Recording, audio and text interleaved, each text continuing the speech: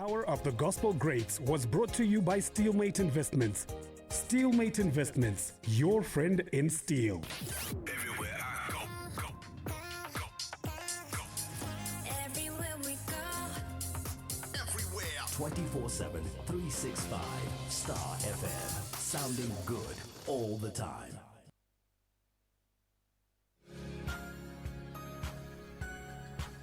tochitima nerakanaka zvakare kwamuri 12 minutes past 8 o'clock ndonguva you are tuned in kana kuti makateerera kunevhenyuro inonzi iyo Star FM sounding good all the time pamwe cheteka neCapitalk 100.4 FM Harare's heartbeat senonzi Yvonne Tivatye ndichikuchingamidzai kuchirongwa chedu chinonakidza fani chatava ne3 episodes tichiita kubva zvachatanga mugore rino chatiri kuti isusu My Ultimate Gospel 10 season 2. This is where we get up close and personal with our prominent personalities gadzirire kuona vamwe vanhu vasingaimbe zvavo nziyo dzechitendero asi vari prominent zveshuwa tichida kunzwawo isusu kuti dzavo dzechitendero dzavanofarira dzakambomira sei. Takanga tiine mukomana murefu svondo radarika Ja Praise Damukudzei was in studio. Madam Boss Tyra Chikocho akaita iye open up the second season the previous week. Saka iye zvino ndiri kufarira chaizvo kuti we've kicked off this season with a bang. This week joining us is a multi-talented, kana titi multi-talented tikutora kuti zvipo zvavo zvakati wandei, Zimbabwean artist known for top charting hits, and he's really made a remarkable U-turn from secular music to gospel music with his unique sound and inspiring journey. He's made a significant, undeniable impact on Zimbabwe's music scene, gospel scene recently. Ladies and gentlemen, allow me to welcome sekuru vangu avanti sekuru vangu manchaivo, you know. Zvakakosha sekuru ndimaika, saka regai ndichakakuchira mchana, so makadiko King David. Kana kakutopfugama. Mwaza kuti ndanchishungurudzwa sei nemalisteners enyu. Kudoti babara pane mwaza kuti King David period. Alright. Anyway, ndikandopa ndoda kutangira ipapo. Tichiri kubvumidzwa here kushandisa baba Harare. Ini ndo zvandajaira ini. Nekufamba kwenguva I think vanhu vachazonyatsojairira King David vese. Alright. But so far kwese kwandiri kufamba zviri kuoneka kuti vanhu inyowani vakuriziva. Nyowani vanhu vakuriziva. Ndatombopfuura zvangu ndichidya sadza pa Paramount apo. Ndaitoonawo nezvidhakwa zviri King David. Kuti rasvika. But chero munhu akati baba Harare zvake. Amtore offense. Aiwa hapana chikamboshata. Anditika. Ayo saka ini ndasunungurwa. Tokutambirei kuchirongwa tinzwa kuti muri seiko makachena zvekuti tiri kufarira Sunjai ndo yanyu Regalia here ndo Sunjai. Ndo yandopfeka ndiri pamba zvangu. Pane rwendo yandozowanza kupfeka. Nasi mamusiri kuchenji here. Ide kupapisa ide kuchenja vakapfeka. Kuchechi ndokumba futi. Anditika. Ayo ndizvozvo. Otherwise muri sei baba Harare. Indinofara kudzoka panapa izvozvo. Ndisina kana paipai ndakauya kana ndichangotendeuka saka. Paipai mishoni ini ndakutokwana pa gospel greats. Ndine ka confusion nekusabelieve kuti sure here ndini. So izvozvo handanyatsokuzo ndabo. What I belong. Anditika.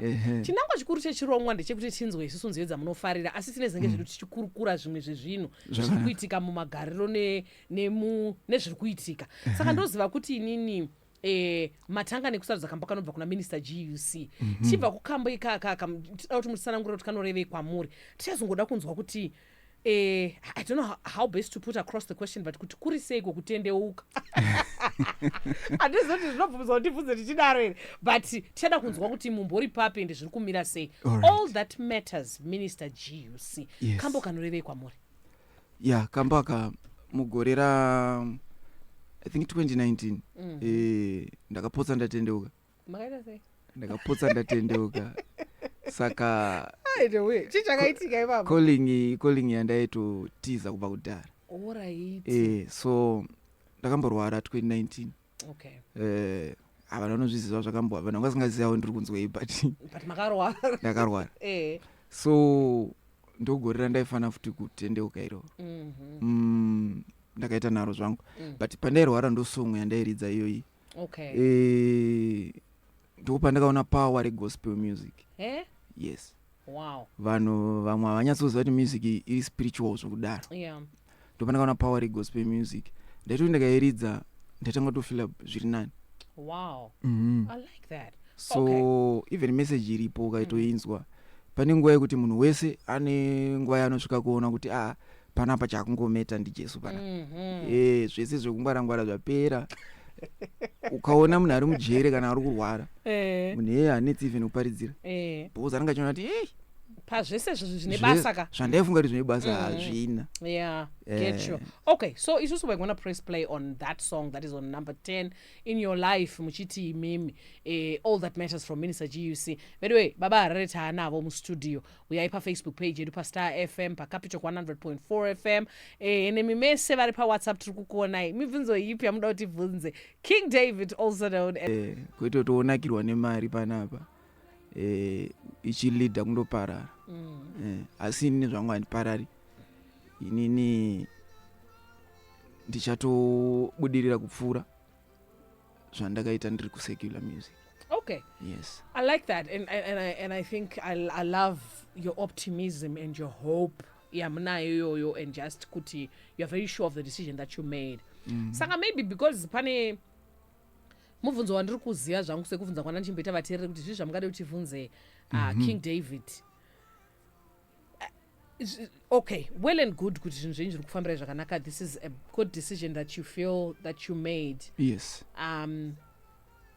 We notice, or you know, a couple of people have noticed kuti body yenyu inenge yatidzikirei. Ndizvozvo. Tingati physical appearance yenyu maita kakusiyana nezvamakanga muri. Ndizvozvo. Muri ku secular. Maslim ambichana so. Yes. Saka izvozvo chii chiri kunatsoitika? Is this deliberate? Muri pamadiet here kana kuti muri pamafasting kana kuti pane lifestyle yachinja? What's happening with that? Are you well? Yeah, I'm very well. Mazuva ano kune maacidzi ari kungodai kutaurwa asi I'm okay. Kwete tati isusu imimi muri sei? Inini I'm 120% well. So what's happening with the chiripo ndechekuti chekutanga ukaona munhu akasimba zvekujim inyama dzekukwereta. Wow. Inyama dzekukwereta ukamirawo gym dzinoenda. Okay. So I simply stopped kutraina because ndandane imwe new interest yekuti aichada kudisturb commitment inodiwa pakutraina yakawandisa kuti usimbe. Plus muscles yaziya yanga iri part of branding yedu yeGT. Yanga iri seductive ka music yacho chi vasikana vachiscreama uchibvisa hembe, so yaitova imwe part yekugadzira brand redu. Alright. Saka zvaienderana. Saka izvozvo izvi ndakuima ndichirumbidza. Sai zvapasina munhu kubvisira hembe mukatodofirei hapasina and hazvina zvazvichandipa. Paipa ndazva zvaitodzora because munhu aiwira kushungura ungoona kuti chichabvisa hembe. Bvisa uchibhigwa zvako uchita manyengo. So izvozvo ndava more fit than zvandanditori paipa. Aiwa maita basa mukaexplaina because tata kuti kuchimi kwacho makambozomirirei kuenda kuti kuchechi kurambidzwa here kuenda kugym? No. Plus vanhu ndo understand. Ukaona munhu anga akasimba akudzikira munhu wese anongoti kusvika mazojaira bhodhi iripo. Vamwe vanokuziyai vanotonetsekana nekuexplaina kuti havasi kurwara. Vanotiziva chaivo vakakura nesu isusu kana tove padhuze. Vandoziva kuti mukomana anga akaonda zvisingaiti. Isu kana kuchikoro taitowanzirwa nenyaya yekuonda. Kauda kutondichemedza ndoya waitaurayo. Saka zvanditori izvezvo ndikutoti ndototenda Mwari ndakatosimbisa. Asi kana ndichidzida mazuro zese zvinongonditorera kana 2 weeks 1 month dzinodzingedza todzoka. Saka kungotora nekuendesa kana uchida. Anyway, it's just that we are counting down your favorite gospel songs and just getting to understand you better. Yes. Kuregerera in advance kambo kakaitwa na take shows amane joyful joyous celebration. Yeah, South Africa yeah. Ndo song yatingati yakaisa take pa map zvekudaro. Titaurire tinzwe kuti sei muchida kuregerera in advance. Right. Munhu ukatendeuka. Especially isusu zvokuti akatendeuka zvokuti unongo uchizikamwa kuita something usiya zvoita kunge zvaita kanoise. Unosangana nemataxi mamwe anobva kuvanhu and panotoda kuregerera in advance ipapo Okay.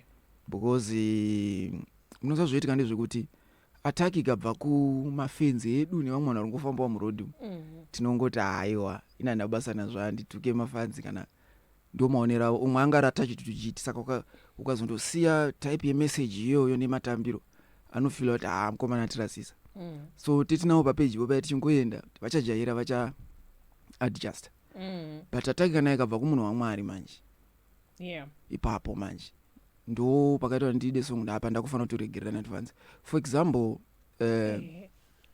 pane munhu waMwari akangondimukirira so madhezi apfuura neni akasiya chiti akadai aitamba zvonyadzisira azodii akutamba borodhewo muchechi borodhewo ndakatamba kuchechi kupi kwenyu. Okay. So ameno to be precise ndogona kutaura zita kana zvibvumidzwa ameno. It's okay if it's in the public domain. Yes. Yeah.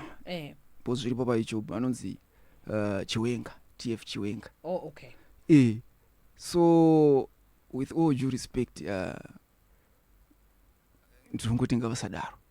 Okay. Ndiri munhu achiri muprocess yekutendeuka ndiri kustruggle kuda kusiya zvana because Bible rinotaura kuti kana ziso richikutadzisa kupinda denga iri ribvise. In this type of life and music ishi yainditadzisa kunamba ndakatry ini ndakatendeuka ndichiri kunyika vanhu havazvizive chete. Right. Yes. I want us to come back to that conversation iyoyo kuti chichakanyatsoitika what happened in your transition, what really happened chakazita kuti muzoti you know what I know as a Christian kuti unogona kuti a Damascus moment Paul kuti he was sold then he became Paul. Yes.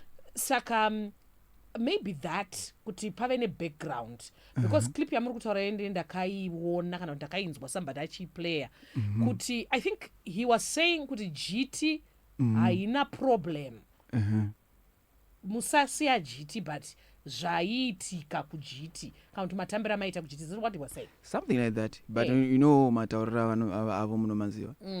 Okay. Tanenge ari kutoda ku so go on pa point inyanda ndako. All right. So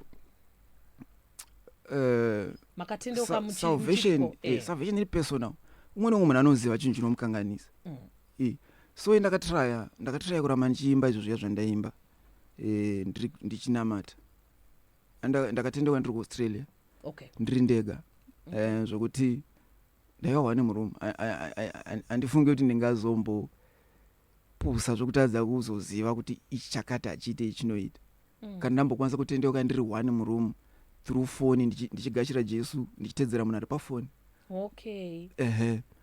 So ndinotoziva kuti type yezvinhu izvi hazviite plus vanhu vakatojaira zvataita zviya zvostereki. The moment yaunosimudza zibhiti rinenge rizichitire chinotanga kuya mumind yemunhu anotanga kuona picture iyaye even matambiro chaiwo zvinenge zvakutorema. So ndiri kungoti ndiri kutraya kutiza madhaka andaiva. Okay. So kumunhu waMwari kuti auye achida kundiita ungari kunditi aiwa dzokera uko wazodai uri kutamba borodheyo muchechi yazodai so it's not good. I think ndakamboona even maclip akawanda vachiita kunge vanowanzira vakadzi zvakazodai ku-UK muri kugeza chembere muri kudii but ibasa kune vamwe vakadzi vekutoti nekushayiwa basa vakapedzera kuita chifambi asi umwe munhu anenge achishanda kunze kwenyika kuti aise chikafu patafura iwoyo uchiseka vakadzi ende ndinotoshamisika pane umwe munhukadzi anenge agara pasaidi pavo achibwibwinyika vamwe vakadzi vachitukwa uri kubwibwinyikei apa ndindakubwibwinyika makubwibwinyika bandinakizane kuti kubwibwinyika vanenge vachiseka vamwe vakadzi vachitukwa. So ndinongoona kunge kumunhu waMwari hazvifanira kudaro ini ndakabatikana. Okay. Because hatikutraya kukura ndofanira kutotukwa nevamwe vanhu kana kuwanzirwa nevamwe vanhu noti munhu anonzi apostle oro kunditsvaga kuti munina apa pakamira sei. Yeah. So I respect him neofisi yavo yeapostle iyoyo but ipapo chete ngavamboita zvokuparidza kumusic havana chavanomboziva music havana kana wani. Imi makuita izvozvo futi manje zvekuti makuda kuti muchinyatsoita tit for tat but anyway I think you've made your point and we are happy that you you got to let it out because Yes. tiri pachirongwa apa chinangwa chikuru ndechekuti tinzwe masongs enyu egospel amunofarira regai tiridze kambo kanonzi kuregerera in advance patinodzoka toendera mberi nehurukuro ndatovaregererawo in advance zvatopera so vazhinji vanotaura nezvangu ndatovaregerera kare. On number 8 is the music of Minister Michael Mahende, rimwe yamutsvene. On 7 is Ebuka songs from his list, but nekuda kwekuti nguva dzedu dziri kuita dzichitisiya vanga vachida kunyatsobudisa zviri pahana pavo tichaita tichimaskipa mamwe masongs acho asi tichitaura zvedu navo tichinzwisisana. King David, mazati conversation yataita tisati tazoenda kuthat song kuregerera in advance yaita kuti ndide kuvhunza mumwe mubvunzo so wanda ndingorionawo zvanguwo ndichingokuonai on social media and that kuti I'm just curious to know kuti most of your criticism Yes. iyo yekunzi dzoka you made a wrong turn and what have you iri kunyatsobva kupi? Most of your criticism inobva kuvanhu vari munyika here kana kuti Christians? I think pane imwe inobva kuvanhu vari munyikawo then kuma-Christians handisati ndanyanya kuiona. Tisingazoziti vamwe vari mucomment section vanenge vari makristu here vatisiri kuziva hedu kuti mukristu ari kukomenda unamati ende zvikasashamisawo sure asi mwari. Okay, now that we're getting things off your chest and some of the things that, because ndatoona kuti tichiridza hedu masongs edu egospel anokufadzai mune zvimwe zvinhu zvamamuchida kuclarifyawo mega sure nekungotaura nezvazvo kuti zvibve pamwoyo wenyu. Pane nyaya yandombonzwa ichitaurika, you know, but I've never really heard you speak about it. Yekuti vanenge vachiti because I think at the same time where you released Prove Them Wrong nepamakabva maita futi married kuti zviri pachena kuti makabva mabudisa mbuya vangu vaya vakanaka zvekuti vaya vatsvuku vaya ndobva pamati uyu ndiye mudzimai wangu. Pakaita futi kamwe kako kekuti vakati kuti mudzimai wacho, you know how it is like in our African traditional you know religion, or I think in cultural values and norms, kuti mukadzi wacho ndiye anotomutadzisa. Ndakazviona izvozvo. I don't know if you've seen that, but I've never really heard you speak about it. Munozvinzwa muchizvionawo here izvo ende munoti kudionazvo izvozvo? zviya manje hazvina kuzonyanya ndiafecta because chero wacho aipomerwa haana kubatikanawo nazvo stereki. Problem yakaitika haisi problem alright zvakaitika ndizvokuti pandakatendeuka ndakangochinja ka1 ndangoti musowe wandatendeuka uyu zvakabva I think ndatendeuka ndiri ndega murume ndakatozoita mamwe mashow akawandisa ekumabhawa esecular ndichitori nerasta rangu. Seriously? Vanhu vanozongoziva ndazoanaunza pepe. So how was that working? So ndopane nyaya manje pasingaziva I tried kuramba ndichiita zvesecular zvairamba. Apa matotendeuka you've given your life to Christ. Yes. And then you still went on those stages. So ndaifunga kuti pandatendeuka maybe ndongoramba ndichingoita zvandaita zvakaramba. Ndopanakanzisa kuti kana Holy Spirit yava mauri body haisiri yako. Yatova tembo ya Holy Spirit zvokuti zvakutoita ipapo waane dzimwe conscience dzekuti zvaona kunge zviri normal hazvisiri normal. So I think time will tell. Because kana ndikatendeswa nemukadzika obviously ndikati fambe pamberi apo ndinozoti ndikaita wrong move. Kana zviri zvaMwari, but not kana zviri ndezvaMwari. Ende kumafans kuvatsigiri chatokumbira nje kuti chitosapotai zviripo. Hatichambofita akadzokera kuchiti ndoda kutotenda manager wangu anonzi Memory Siwa. Tikabva naye kure. Otherwise ndikaenda ndakatosiya even magitari ndakatongofocusa zvangu nomunamata ndiri mamwe mabasa. But ndiye anoramba itondikurudzira aiwa ngatifambe. So ndakatouya haisi nyaya yemusic because anyone can sing gospel music. Chero munhu akadhakwa anotoimbira vanhu vakadona. Inyaya yeukama naMwari. So hakuna munhu anokwanisa kuita ukama naMwari chaiwo achienda futi kumagitara aya. Iye haisi kuti idebate kana chii ndo zviripo whether mazvibvuma kana hazviti. Relationship chaichai God is too holy. Mwari ndi Mwari. saka kuti wambonozunzirwa uko wodzoka uko waenda wadai wambozunzigwa you can try but King David auzomunyatsowina. yeah Plus unoramba wachisundwa seni ndingamboti kuda kwangu yeah panyama ka panyama ndandisingambozvikwanisi zvekusiya music yandichuyako unotoona kuti izvi zvisiri zvenyama because nezvakunyanyisa kutozichirira manje aizvi anyway. And also I think even nevanhu vanga vasingambouyi kumashows enyu ndo vamwe vanenge vachitocomplaina nemunhu anga asingamboufariri ndozvinoita vanhu ipapa vanongoona pauri muzaya vanhu vanokuda vakawandisa problem hausati wafa yeah chingodonha ipapa yuvhono ndochimwe zvanogara nchiudza vanhu kuti even maspeech eparufu afana kuchinja pafuneral pafana ndo platform yenyatso kuparidzira vanhu chokwadi kuti munhu aenda weka but hatisi sure ari kuendepi bozi munhu wese anongonzorora murugare zorora murugare toenda kunengirozi David tiri kuda kuridza masongs enyu munofarira egospel pane kamba kanonzi gadzirisai ukama yes ndekenyu kaka ndekangu kamba taurai kuti sei kachiminista kwamuri and what you want for it to do to the listener. Kamba kari kuparidza nezvekudzoka kwaJesu nezvekuti at least paanouya ingewo wakagadzira ukama naye uripo zvinotyisa kufa usingazivi kuti uri papi chaipo saka kugara uri straight ende kune vamwe vanofungira kuti vane confusion yekusaziva kuti zveshuwa Jesu ari riwe here orasi.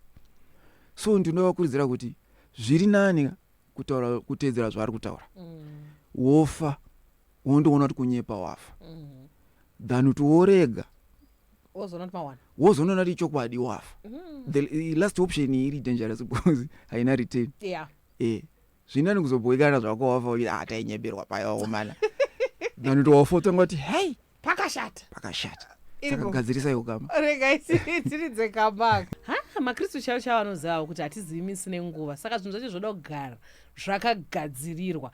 King David tinavo mustudio kana kuti baba Harare Yvonne Tachkendo zita rangu tiri muchirongwa chatinoti my ultimate gospel 10 kunzwa dziyo dzechitendero dzavanofarira. Taona isusu kuti vane nziyo dzakati wandei dzavanofarira so far vanagadzirisai ukama kuregerera in advance all that matters tairidza iyoyo zvakare nedzimwe fade away from ebuka ndinokuda mweya mutsvene from minister Michael Mahendere.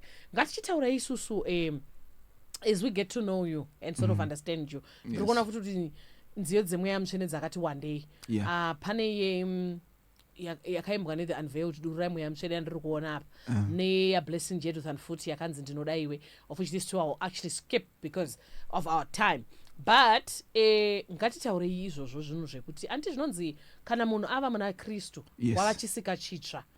I think ndo pane crux of the matter with a lot of people with this interview. Kungota catch up with you kuti right. Say since you made the announcement iyoyo handiti what are some of the things that you've learned about yourself zvekuti zvamamusingatozivi about brave men chizvino kuti muzoona azotendekana zoti yowe kuinga ndiri munhu akadai zvimwe zvacho ndezvekuti ndaisaziva ndogona kutoita soft serious zvekutadza kutokikiridzana nevanhu even pasocial media. I think indimanje ayadzoka saka before you were King David kama muchiri baba Harare muri kusecular maizviita izvozvo zvekuklepa back pasocial media stereke maina zvekunesana nevanhu taigara tichisimudzana nevanhu serious stereke saka vose vana Pangana Java taigara tichinetsana zvisingaiti so even pa live ground chap tatisinganonoki mamuri munhu aiva nehasha ndakanyarara but so even uta patient chaiko uye kutoti ndokwanisa kutoraramawo ndisina mamasozi ndikatofilabo ayo kwakusina izvozvo. You were now obsessed with that body? Yes, zvekutodaro even rasta rangu ndatova obsessed naro ndo zvimwe zvandakazvibvisira yanga kuita kunge idol like kuti ndakasato kandisina nyatsoziva ndoita kunge ndichatadza kubuda mumba kuti ndingobuda ndakadi.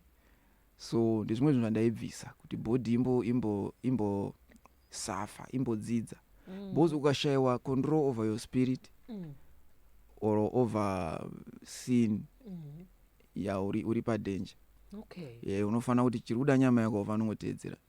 Ndosaka muchiona vanhu vazhinji vaenda zvavasingadi. Because body ndio iri kutonga. Okay. Saka vanoita chihure vanozviziva kuti uchibva kuchihure unonge uchisvituka. Toti chipfambi. Chipfambi so. National radio. But all right, it's okay. Tida kuti tisamzvenga vanhu vanyatsouza zvandiri kuda kutaura. Saka vanoita chipfambi vanozva kuti kudi? All right, varume. Maybe vakadzi handizozivi ndotaurira varume. Uchitobva kundochiita mukadzi wako kana unobva uchizvituka. Okay. Tamboiteko. Because kune mweya yakaipa inofeeda through vanhu. Okay. So paunongopedza zvawaita spirit yaguta zvayo yatiza wasara wakutanga urigreta futi. Even vanoita ndakutya kutaura manzwi yacho futi. All right. Vanoita izvozvo zvakaipa. Ndaida kunyatsotaura nzwi racho kuti point yangu inyatsobuda. Toinzwa. Vana vakateerera. All right. Ivavo vanoziva kuti varume vanoita ikatsika ikako. Unongochingoti nhasi ndodere kupesira. All right. Wapedza kuti hey, so unongosina control of a spirit. Okay. Unongo uchishanda kunge remote. Okay. So izvozvo ndo zvimwe zvandoti zvanda kutenda Mwari. Kuti ndakasofa mweya mutsvene ari kundibatsira to have power over sin. All right. Yes, and I think that's real prosperity. Indeed. As a Christian ka? Yes. To have power over sin ka? Yes. Aiwa mune maondo wanyashana Mwari. Because pana Mwari kuramba wachisekela muchiraundi 1. Yes. Kuti ndikutaya kusiya tsika yakaipa. Anenge asingatodi. But achikaruka achidzokera. Saka aiwa makaitirwa nyashana Mwari. Ndipa mafunga mushakabvu. Ane kambo kamunofarira kanonzi endai naizvo. Yes. Nekuda kwei? Akamai ndo kanotidzidzisa evangelism. Ndaiko munodzidzisa marudzi ose. So far ndo zvatangomirira. Ndosaka uchiona even maplatforms edu atinawo machinja. Okay. And process yekundochinja panzi baba repa inogona kupedzera yaita kuti vamwe vanhu tikuda vanhu ivo vaya varamba vari tichivaparidzira. Okay. So ndagara ndaifarira zvangu songo kubva ndisati ndatombokudhara ndiri kamufana. Okay. Saka inondiita zvakanaka. Aiwa rega tiridze endai naizvozvo patinodzoka titasara nenguva shoma tobva taonekana naKing David.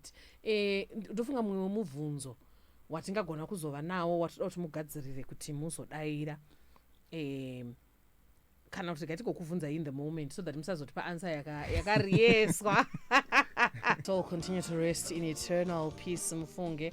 Pavo vakaita Baba Diva Mafunga vakaimba kambo kanonzi endai naizvozvo. The core message of the cross at Calvary was for the good news to be spread.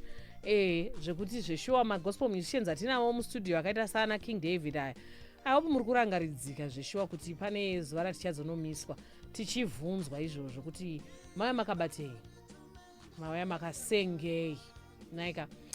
Anyway, tichida kuti tiche sekuti tinoonekana. Ndaona kambo kaDorcas kanonzi hakotsire ndokaike kuti ranganai henyu zvichakona. You know, that introduced us to Dorcas. I see that you like it as well. Tichakaskipa ikako nekuda kwenguva yedu. Asi ndine mubvunzo wana ndichiti wewe ndoda kuzokuvhunzai. Yes. Unoda kuti ndikuvhunzei zvakanaka hazvo sekuru kuti munyatsounzwisisa kuti imimi semunhu ndikunzwisisa kuti matendewo kanditi I'm a Christian myself. Asi ndine mamwe mafears andomboita zvangu from time to time. Alright. Asi ndozva kuti pane fear hapana Mwari saka ndobva ndakasikawo kudi. But imimi hamuna here kakutyira kamunomboita ramangwana renyu sometimes in terms of semunhu angajaira kudiwa nevanhu vakawanda stereki. Yes. Maidiwa nevanhu vakawanda kaimi. Ezvinezvi vamwe vazhinji vacho vatoita 10 vakuti hatichadisi kuteerera munhu. Saka hamuna here fear iyoyo futi yekuti saka kana sometimes even bordering along regret chaiyo yekuti yes. Handisi ndakazokasikisa here kubva ndangodzura kahwane nezvona ndakuruza vanhu. Also inini zvichandifambira sei kumberi uku. Genuinely as a person. Yeah. Andisisiri babara reuya person manje. Matiko. Apa manje ndakafa. Alright. Dai ndichiri panyama.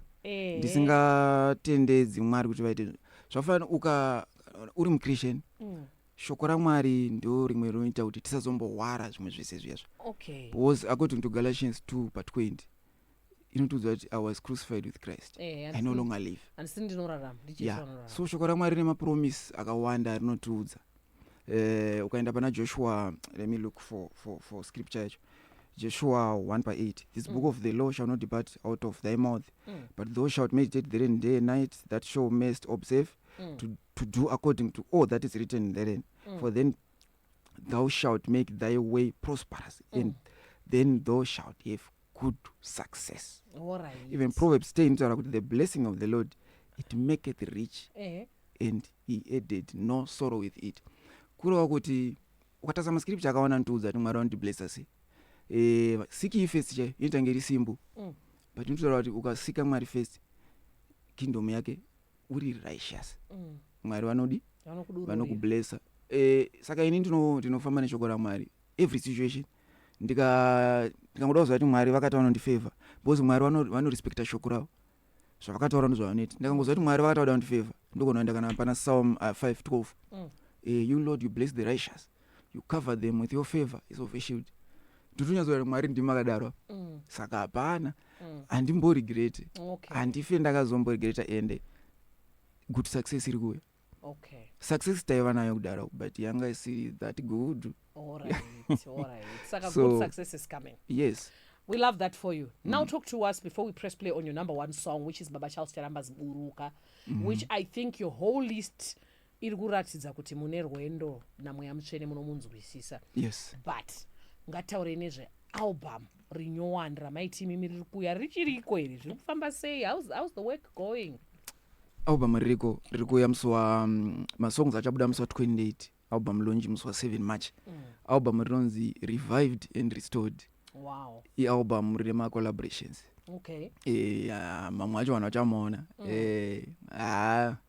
Ma collaborations chete pa album. Ma collab and chaiyo. How many tracks does it have? 7. Just collaborations? Yes. Wow. Nema singers in gospel music gospel industry. Music.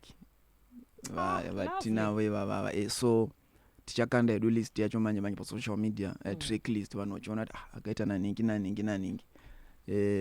Album ri takatiraiwo ku Revived and Restored, rineka ku farafara mukati maro. Okay. And the launch is happening where? Panonzi pa Christ Unveiling Ministries. Okay. Kona chinoina Kwame Nkrumah. All right. That's where the launch is going to be happening. Yes. On the 7th of March. Yes. Ayo, tinokushuvirai zvakanaka King David pa album nyowani riri kuuya Tinotenda. nemacollaborations takamamirira kuti tizomaona. Pane vakawanda vanga vachikutumirai rudo vachiti best decision ever, vachiti nemi Tinotenda. vashoma vasarayo tiripo ipapo, and so many messages. Tinotenda. Tochionekana nevateereri nekambo kanonzi Buruka kanorevei kwamuri? Buruka apa Holy Spirit ndeyarehwa kapa. Inini murwendo rwangu rwekunamata ndo chinhu chandakatemba. Kuti Holy Spirit ndoye kuti anytime anywhere aife akaita busy, afe akaita busy, sorry, because he is a person. Okay. Afe akaita busy. Mwe munhu futi nongonombodzima. Yeah. Kana kusadara mese kana mbokusaba blue tick. But mweya mutsvene hapana. Okay. Kungopinda kutovhunza. So ndo zvandotiradza kuti handirasisi. Okay. Because imwe zvatakuita mazuva ano unogona kuita usiri sure nezvauri kuita. So mweya mutsvene akanga aripo, zvakafanana nekuti dai ndisinganyanyi kukwandira ikoko, rwendo rwaigona kundirwadza singaiti. Zvokuti kurwadza kwa rwakaita kana rwa ruchiri kuita, ndikatozoratidzwa marwadziro aifanira kuitwa ndisina Holy Spirit, ndaigona tozoona kuti thank you. Thank you. No, and thank you. All right. Yes. Aiwa tadzwisisa. Thank you so much nekuya kwamaita. Handizivi kuti moda kusiya namba dzenhare here, moda kusiya mashoko api kuvateereri venyu vagobatana nemi? Maplatform edu ese achiri akanyorwa kuti Baba Harare pa social media. Email yedu it's babaharare10@gmail.com. Okay. babaharare10@gmail.com. Then mashoko ekupedzisira ndoda kutenda imimi nekuti dzosa panapa kuitira kuti at least vanhu vanoti catch up kuti mukomana Ari sei? then ndongoti wasati vagamuchira Jesu nguva ndo inoi. Unogona kuti pamwe ndichamugamuchira mangwana or kana ndaone 25 years uchikanganwa kuti kune munhu akafa ane 15 years uchikanganwa kuti unogona kufana so kugamuchira Jesu ndo pane zvese anything you get chingava pfumi mbiri chichichi at the expense of your relationship with God inini ndinoitora sevanity. Ayo toda kukutendai zvikuru sei nekuuya kwamaita King David. Tinokushuvirai zvakanaka ende tichingoti isusu tinenge tiripo tichikusapotai. Muchadzoka zvakare pano paGospel Grace tichingonzwa kuti rwendo rwacho ruri kufambika sei tichikusapotaiwo in the small way that we can. Mune mane rakanaka tinotenda. Nemi vateereri regai ndikutendei zvikuru sei. Ndotanga zvino kutenda Kathleen Muchena, my assistant producer Arnold angakatibatira Facebook. Ndiko kusiyai mumaoko Saviors the Secret Ingredient kuCapital 100.4 FM pamwe chete kana Zanani pano paStar FM sounding good all the time. Mune mane rakanaka.